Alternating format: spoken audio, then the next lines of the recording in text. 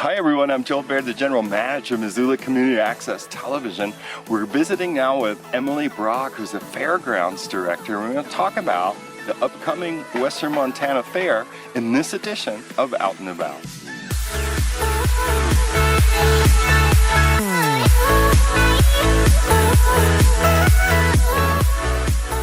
What is going on? There's a lot of work out here on the fairgrounds. Yeah, we're in the thick of phase one of redevelopment here at the fairgrounds. Phase one includes renovations to the historic buildings. Right behind me you see the famous commercial building. One of the oldest buildings in Missoula. So many people watching probably remember coming into this building as children and being like as awed as though they were on the North Pole, only in summertime. Yeah. So the renovations to the historic buildings, the commercial and the culinary buildings include ADA access, new roofing, new floors. We jacked them up and put foundations underneath them. That's really amazing. This giant building got lifted. Yeah, the whole building got lifted up. Wow. Yeah, it was a really cool thing. And then, you know, the biggest thing is, you know, these buildings have been around for over 100 years, and so we really wanted to make sure they're around in 100 more, and so they never had a proper foundation.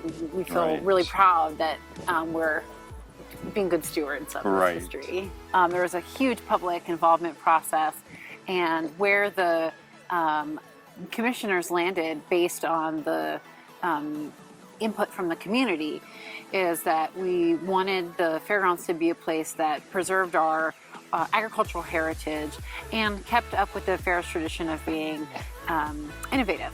And so phase one includes the renovations to the historic buildings. We put in water and sewer utilities, which is not very sexy, but very important. We had 16 toilets that went to unknown septic systems. So that's resolved now. A plus, I think. Kind of yucky, yeah. Talking about the future and talking about modernizing the facility. Yeah. And we put in, so that's about what we've done so far with phase one. The other parts that are happening, you know, that you'll see after the fair are the trail network on the perimeter of the fairgrounds. And you'll see trails that go through the fairgrounds, a new historic plaza, so some landscape and hardscape. It'll be a beautiful area. With the commercial building and the historic plaza, it will be one of the best wedding venues in Missoula. It will truly be amazing. Oh, that's amazing. Yeah, and we will also be building a new learning center is the working title right now, but it's going to house the county extension office and the weed district. And because those guys are off Mullen. And the insectarian. Oh, that's so wonderful for them. So we have a private partner in that. Well, in phase two, which is unfunded right now, we are moving forward on design and looking for funding sources. We're going to build a new livestock facility for 4-H and FFA and youth agricultural programming for kids to show their animals.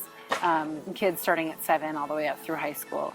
And then, you know, the new rodeo arena is vitally important. The one we have now is pretty much falling apart. You know, there's no safety issues now, but we don't want to have anything press your luck and so on. Yeah, and so yeah, I think, you know, I always talk about the fairgrounds being a place that brings together our agricultural heritage and our urban vibrancy. And, you know, we're right in the heart of Midtown, we're right in the heart of the city, in the geographic center of the county. We're accessible to everyone. And as, you know, as Missoula just redevelops so quickly, and there's, you know, so many people that are enjoying that prosperity. And, you know, we want to be careful that we don't lose where we came from. And so because it's the county fair, right? And the county's 2,000 square miles. The county fair, and you know, Missoula we're a mountain farming community, and that's where we came from. And you know, as we become, like I said, as our city becomes more and more vibrant and redeveloped and dense, which is great for a number of reasons, we need to make sure that we don't lose the connection that we have to our history. And so that kids who live in the urban core have access to that education, you know. It's not just folks who were born on and raised on a ranch that understand how agriculture works. And I think we do a great job in our urban core with urban gardening and produce and such. But I think that in terms of where our livestock comes from, I don't think people know. And I think a lot of kids sort of assume it comes from the grocery store. Right. So this will help them understand where their food comes from, how that process works. And 4-H is a wonderful, wonderful program that has been around for over 100 years. As long as there's been a fair, we've had a partnership with 4-H. It's one of the biggest youth programs in the country. Fairgrounds now are utilized every day of the year. The ice rinks are heavily, heavily used all winter long. They bring in tremendous traffic and economic boom to the area. So the fairgrounds already are used all year round, but I don't blame people for not knowing that, given that we're surrounded by a chain link fence that seems more like a prison camp than a park. So we're going to do some wayfinding, and we will take down the chain link fence and we'll replace it with a really nice stone wall that is only 4 foot high so that you can see over it.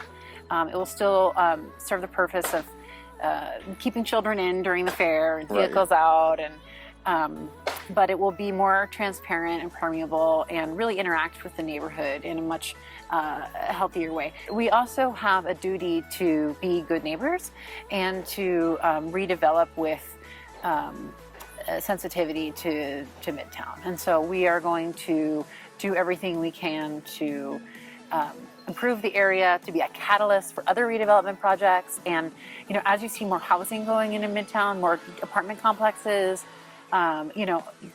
it's great that we have that dense housing. It can be more affordable for folks, but you need shared green space because not everybody has a yard. And so the fairgrounds will be that shared green space in Midtown where there's just an absolute dearth of grass and green space. We're going from 5 acres of green space to 19.